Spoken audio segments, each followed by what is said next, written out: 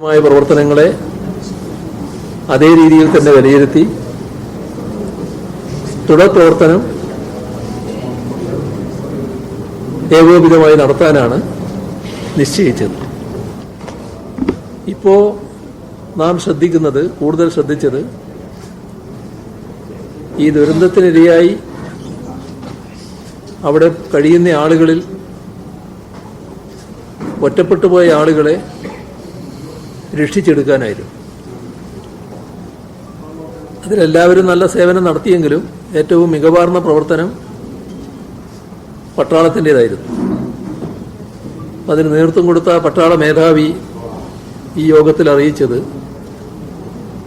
എല്ലാവരെയും രക്ഷിക്കാൻ കഴിയുന്ന എല്ലാവരെയും രക്ഷിച്ചെടുത്തിട്ടുണ്ട്, ഇനി ആരും അവിടെ ബാക്കിയില്ല എന്നുള്ള ഒരു വിവരമാണ് അദ്ദേഹം റിപ്പോർട്ട് ചെയ്തത്. എന്നാൽ കാണാതായ ഒട്ടേറെ ആളുകളുണ്ട്. ഇപ്പോൾ മരണപ്പെട്ട ആളുകളെ നമുക്ക് കണ്ടെത്താനായി ഒരു ഭാഗം ചെതറിയ ശരീരമാണ് കിട്ടിയിട്ടുള്ളത്. ഇനിയും ആളുകളെ കണ്ടെത്താനുണ്ടാകുമെന്ന് തന്നെയാണ് പ്രതീക്ഷിക്കുന്നത്. അതിലൊരു പ്രയാസമുണ്ടായിരുന്നത് ഈ പ്രദേശത്തേക്ക് കടന്ന് അവിടെ കൂടിക്കിടക്കുന്ന മണ്ണ് നീക്കം ചെയ്ത് അടിയിലുള്ള ആളുകളെ കണ്ടെത്താനുള്ള ശ്രമത്തിന് വിഘാതമായി വന്നത് ആവശ്യമായത്ര മെഷീനറികൾ അവിടെ എത്തിക്കാൻ പറ്റിയില്ല എന്നുള്ളതാണ്. അപ്പം അതിൽ നല്ല പുരോഗതി ഉണ്ടായത് ആ പാലം നിർമ്മിക്കുന്നതിലാണ്. അപ്പോൾ ആ ബേലി പാലം ഇപ്പോൾ പൂർത്തിയായി കഴിഞ്ഞിട്ടുണ്ടാവും. അതാണ് അദ്ദേഹം റിപ്പോർട്ട് ചെയ്തത്. അപ്പം ഇനി അതിലൂടെ ഈ പറഞ്ഞ മെഷീനറികൾ അങ്ങോട്ട് കടത്തിക്കൊണ്ടുപോകാനും അവിടെ ആവശ്യമായ മണ്ണൊക്കെ നീക്കം ചെയ്ത് കെട്ടിടത്തിനുള്ളിൽ തന്നെ ആളുകൾ പെട്ടുപോയിട്ടുണ്ടോ എന്നുള്ളത് പരിശോധിച്ച് തീർച്ചപ്പെടുത്താനും കഴിയും. അപ്പോൾ അത്തരം പ്രവർത്തനങ്ങൾ തുറന്നു നടത്തുകയാണ്. നിലമ്പൂർ ഭാഗത്തേക്ക് ഒഴുകിപ്പോയ ചാലിയാറിൽ വെച്ച് ചാലിയാർ പുഴയിൽ കണ്ടെത്തിയ ശരീരഭാഗങ്ങൾ അത് നല്ല ശ്രമത്തിൻ്റെ ഭാഗമായി തന്നെയാണ് കണ്ടെത്തിയത്. തുടർന്നും നല്ല തോതിൽ തന്നെ ആ ശ്രമം നടത്തി ഏതെങ്കിലും ശരീരമോ ശരീരഭാഗമോ നദിയിലുണ്ടോ എന്ന് കണ്ടെത്താനുള്ള ശ്രമം തുടരാനും നിശ്ചയിച്ചിട്ടുണ്ട്. പിന്നെയുള്ള പ്രശ്നം പുനരധിവാസത്തിൻ്റെതാണ്. പുനരധിവാസം ഫലപ്രദമായി നടത്തേണ്ട ഒന്നാണ്. ഇപ്പോൾ നാം പ്രധാനമായും ശ്രദ്ധിക്കുന്നത് ഇത്തരം കാര്യങ്ങളിലായതുകൊണ്ട് തൽക്കാലം ആളുകളെ ക്യാമ്പിൽ താമസിപ്പിക്കുക. എന്നാൽ ക്യാമ്പ് ഒരു സ്ഥിരവാസമാക്കാൻ കഴിയില്ല. അപ്പോൾ അവരെ കൃത്യമായി പുനരധിവസിപ്പിക്കേണ്ടതുണ്ട്. ആ പുനരധിവാസ പ്രക്രിയ ഫലപ്രദമായി സ്വീകരിക്കുമെന്ന് തന്നെയാണ് കണ്ടിട്ടുള്ളത്. നേരത്തെയും നമ്മൾ സ്വീകരിച്ചിട്ടുണ്ട്. ആ അനുഭവം നമുക്കുണ്ട്. ഇതിൻ്റെ അടിസ്ഥാനത്തിൽ ഇവിടുത്തെ പ്രശ്നത്തിൽ കൂടുതൽ നല്ല നിലയിൽ പുനരധിവാസ നടപടികൾ സ്വീകരിക്കുക എന്നുള്ളത് തന്നെയാണ് കാണുന്നത്. ക്യാമ്പ് കുറച്ച് നാൾ കൂടി തുടരേണ്ടതായിട്ട് വരും. അപ്പോൾ ക്യാമ്പ് തുടരുമ്പോൾ ആ ക്യാമ്പ് വ്യത്യസ്ത കുടുംബങ്ങളിലുള്ളവർ താമസിക്കുന്നൊരു ക്യാമ്പാണ്. ഓരോ കുടുംബത്തിനും ആ കുടുംബത്തിൻ്റെ സ്വകാര്യത കാത്തുസൂക്ഷിക്കാൻ പറ്റുന്ന വിധത്തിലായിരിക്കണം ആ ക്യാമ്പ്. അപ്പം ആ ഒരു ക്രമീകരണമാണ് ഉണ്ടാക്കുക. ആദ്യം നിങ്ങളോടാണ് പറയാനുള്ളത്, ഒരു ക്യാമ്പിനകത്തേക്ക് നിങ്ങൾ ക്യാമറയായിട്ട് കടക്കാൻ പാടില്ല. കാരണം അതൊരു വ്യത്യസ്ത വീടുകളാണ്, വിവിധ വീടുകളാണ്. നിങ്ങൾക്ക് ആരെയെങ്കിലും കാണണമെങ്കിൽ പുറത്തു വെച്ച് കാണുന്ന നിലയെ സ്വീകരിക്കാം. ക്യാമ്പിന് പുറത്തേക്ക് അവരെ ആരെങ്കിലും വിളിച്ച് കാണുന്നുണ്ടെങ്കിൽ കാണാം. അതേസമയം ക്യാമ്പിനകത്ത് താമസിക്കുന്ന ആളുകളെ കാണാൻ വരുന്നവരുണ്ടാവും. ആ കാണാൻ വരുന്നവരും ക്യാമ്പിനകത്ത് പോയി കാണാൻ പറ്റില്ല. കാരണം ക്യാമ്പിനകത്ത് ആ വീട് റിസപ്ഷൻ പോലൊരു സ്ഥലം ഒരുക്കും, അവിടെ വെച്ച് കാണുക, സംസാരിക്കുക, തിരിച്ചു പോകും. ഈ ക്രമീകരണം ഉണ്ടാക്കണമെന്നാണ് ഉദ്ദേശിക്കുന്നത്.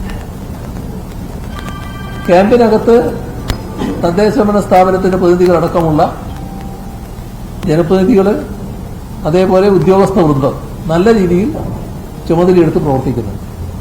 അവിടെ ആവശ്യമായ കാര്യങ്ങൾ സഹായിച്ച് എത്തിച്ചു കൊടുക്കാൻ അവർ നടപടികൾ എടുക്കുന്നുണ്ട്. നേരിട്ട് സഹായം കൊണ്ട് അങ്ങോട്ട് ചെന്നാൽ അവിടെ അനുവദിക്കാൻ പറ്റില്ല, അത് ശരിയായ രീതിയല്ല. അപ്പൊ അത്തരം കാര്യങ്ങൾ നിരുത്സാഹപ്പെടുത്തേണ്ടതാണ്. പിന്നീട് പ്രധാന പ്രശ്നമുള്ളത് കുട്ടികളുടെ വിദ്യാഭ്യാസമാണ്. കുട്ടികളുടെ വിദ്യാഭ്യാസത്തിന് ഒരു തരത്തിലുള്ള തടസ്സവും ഉണ്ടാകരുത് എന്നാണ് കണ്ടിട്ടുള്ളത്. നല്ല പ്രാമുഖ്യം അതിന് കൊടുക്കുകയാണ്. ഇപ്പോ ചെയ്യാൻ പറ്റുന്നത് കുട്ടി എവിടെയാണോ അവിടെ ഇരുന്നു കൊണ്ട് വിദ്യാഭ്യാസം കൊടുക്കുക എന്നുള്ളതാണ്. അതിനൊരു ക്രമീകരണം വിദ്യാഭ്യാസ ഡിപ്പാർട്ട്മെന്റും തദ്ദേശഭരണ സ്ഥാപനവും കൂടി ഉണ്ടാക്കണം. അത് തീരുമാനിച്ചിട്ടുണ്ട്. ചിലപ്പോൾ ആ കുട്ടി ആ വീട്ടിലായിരിക്കാം, ചിലപ്പോൾ അടുത്തുള്ള വീടുകളിലുള്ള കുട്ടികളെ ഒന്നിച്ചിരുത്താൻ പറ്റുമായിരിക്കും. ഇപ്പോൾ പെട്ടെന്ന് സ്കൂളിലേക്ക് പോകുക എന്ന് പറയുന്നത് പ്രായോഗികമാവില്ല. പക്ഷേ വിദ്യാഭ്യാസം മുടങ്ങാനും പാടില്ല. ആ തരത്തിലൊരു ക്രമീകരണം ഉണ്ടാക്കുക. പിന്നീട് സാധാരണ നിലക്കുള്ള ക്ലാസിന്റെ ക്രമീകരണങ്ങളിലേക്ക് കടക്കാമെന്നാണ് കണ്ടിട്ടുള്ളത്. ഏറ്റവും ഗുരുതരമായൊരു പ്രശ്നം ഏറ്റ മാനസികാഘാതമാണ്. അത് പ്രതീക്ഷിക്കാവുന്നതിനെല്ലാം അപ്പുറത്താണ്. അപ്പോൾ ആവശ്യമായത്ര കൗൺസിലിംഗ് അവർക്ക് നൽകണം തന്നെയാണ് കണ്ടിട്ടുള്ളത്. ഇപ്പോ വിവിധ മാനസിക വിദഗ്ധര് കൗൺസിലിംഗ് നൽകുന്നുണ്ട്. ഇനിയും ആളുകൾ വേണ്ടതായിട്ട് വരും. അതിന് പറ്റിയ ഏജൻസികളെ അടക്കം ഇതിന്റെ ഭാഗമാക്കി കാര്യങ്ങൾ നീക്കണമെന്ന് തന്നെയാണ് കണ്ടിട്ടുള്ളത്.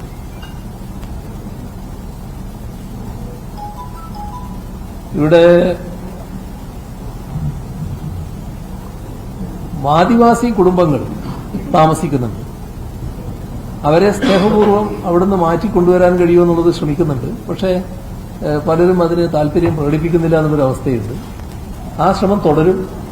പക്ഷേ ഭക്ഷണം കൃത്യമായിട്ട് അവർക്ക് എത്തിക്കുക എന്നത് ഇതിന്റെ ഭാഗമായി തന്നെ നടപടികളായിട്ട് സ്വീകരിക്കുന്നുണ്ട്. അതിനകത്ത് നമ്മുടെ ട്രൈബൽ പ്രൊമോട്ടർമാരുണ്ട്. അവരെയും കൂടി അതിനായി പ്രത്യേകമായിട്ട് ഉപയോഗിക്കുക എന്നാണ് കണ്ടിട്ടുള്ളത്. ഇവിടെ നമ്മൾ കാണേണ്ടത് ഇപ്പോൾ ഒരു മഹാദുരന്തമാണ് സംഭവിച്ചത്. ഈ ദുരന്തത്തിൽ നിന്ന് വേറൊരു ദുരന്തത്തിലേക്ക് പോകാൻ പറ്റില്ല. ഇതിന്റെ ഭാഗമായി വരാനിടയുള്ള മറ്റൊരു ദുരന്തം പകർച്ചവ്യാധിയാണ്. അപ്പോൾ പകർച്ചവ്യാധി തടയുക എന്നുള്ളത് വളരെ പ്രധാനപ്പെട്ട കാര്യമാണ്. അതിനെല്ലാവരും സഹകരിക്കണം. അതിനാവശ്യമായ ആരോഗ്യവകുപ്പ് പുറപ്പെടുവിക്കുന്ന എല്ലാ മുന്നറിയിപ്പുകളും അംഗീകരിച്ചു പോകണം. ഇപ്പോ പോസ്റ്റ്മോർട്ടം നടക്കുന്ന സ്ഥലം, അവിടെ ആളുകൾ തടിച്ചുകൂടൽ, അത്തരം കാര്യങ്ങളൊക്കെ ഒഴിവാക്കുന്ന നില സ്വീകരിക്കണം. ഇപ്പോൾ രാഷ്ട്രീയ പാർട്ടികളുടെ യോഗത്തിൽ വന്നൊരു നിർദ്ദേശം, ഈ ബോഡി തിരിച്ചറിയുന്ന ബന്ധുക്കൾ ചെല്ലുക, അവിടെയും അനാവശ്യമായിട്ട് ആളുകൾ തള്ളിക്കയറുകയാണ്. അപ്പൊ അവിടെ ബന്ധുക്കളായിട്ടുള്ളവർ പോയി കാണുക എന്നല്ലാതെ മറ്റുള്ളവർ തള്ളിക്കയറി നോക്കേണ്ട കാര്യമില്ല. അപ്പൊ അത്തരത്തിലുള്ളൊരു ക്രമീകരണം പൊതുവെ നമ്മൾ ഏർപ്പെടുത്തേണ്ടതായിട്ടുണ്ട്. ഇതിന്റെ ഭാഗമായി തന്നെ മനുഷ്യർ മാത്രമല്ല, ധാരാളം വീട്ടുമൃഗങ്ങൾ ചത്തൊടുങ്ങിയിട്ടുണ്ട്. അപ്പോൾ അത് കൃത്യമായി സംസ്കരിച്ചില്ലെങ്കിൽ അതിന്റെ ഭാഗമായി വരുന്ന ദുരന്തമുണ്ട്. അതും കൃത്യമായി സംസ്കരിക്കാനാവണമെന്ന് കണ്ടിട്ടുണ്ട്.